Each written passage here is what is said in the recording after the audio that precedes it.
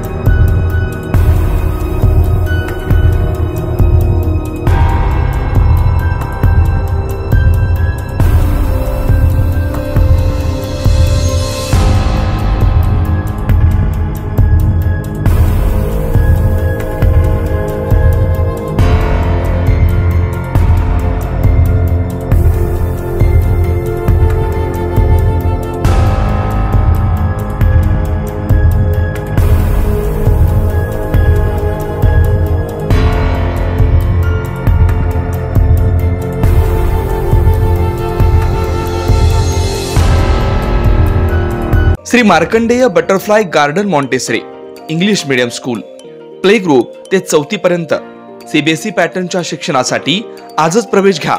Mobile क्रमांक 8668 34 49 79।